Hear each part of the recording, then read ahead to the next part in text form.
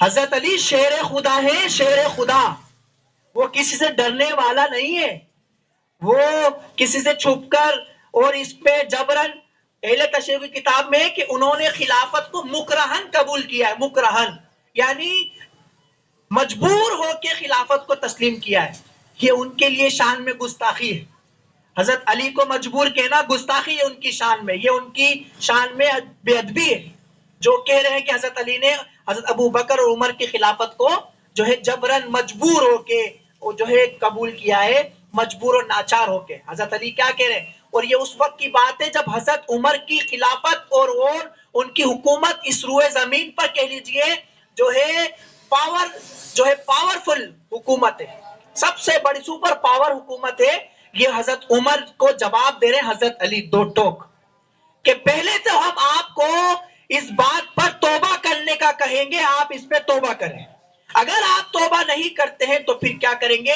فرمایا اذا نضرب الذی فی عینات، تو ہم آپ کا سر، وہ سر قلم کر دیں گے جس کے اندر آپ کی آنکھیں. حضرت علی دو ٹوک حضرت عمر کو جواب دے رہے ہیں. یہ کوئی دشمنی نہیں چل رہی، یہ دیکھنا چاہ رہے ہیں کہ کیا ہے ایک حاکم وقت وہ کس اصول اور دین کے اصولوں پر کس طرح پابند ہے، اور پھر ان کی رعایا جو ہے وہ کس طریقے سے اپنے حکمران کا ساتھ دے رہے. کب تک؟ جب تک وہ حق پہ چل رہے ہیں، جب تک وہ سچ پہ چل رہے ہیں، جب تک وہ شریعت پہ چل رہے ہیں. جب تک کہتے ہیں کہ آپ کی جو آنکھ، جس سر میں آپ کی آنکھیں ہیں نا، وہ سر اتار کے رکھ دیں گے ہم. کیا ہے یہ شیر خدا کا جواب ہے. حضرت عمر کیا کہتے ہیں اس پر؟ سبحان اللہ.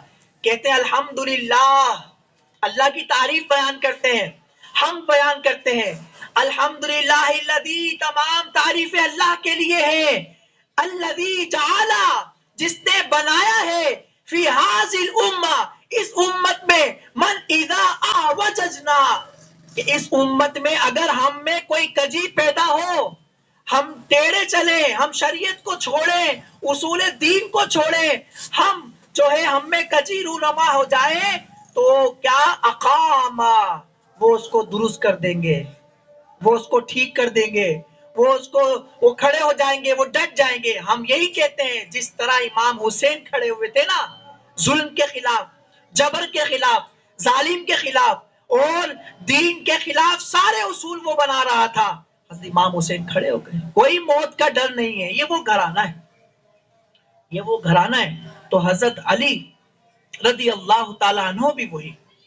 یہ حضرت ابو بکر صدیق کی خلافت کو تسلیم کر کے بتاتے ہیں کہ جو فیصلہ ہوا شورا کا ہمیں قبول ہے، اور انہوں نے ساتھ دیا. حضرت عمر کی حکومت میں ساتھ دیا، یہاں تک کہ عثمان غنی کی حکومت میں ساتھ دیا، پھر جا کے آپ کو خلافت ملی ہے. یہی ترتیب ہے ہمارے نزدیک، اور یہی فضیلت ہے ہمارے نزدیک. اہل سنت میں یہی خلفائے راشدین کی ترتیب ہے، اور یہی خلفائے راشدین کی فضیلت ہے. یہ جو میں نے آپ کے سامنے عرض کی ہے.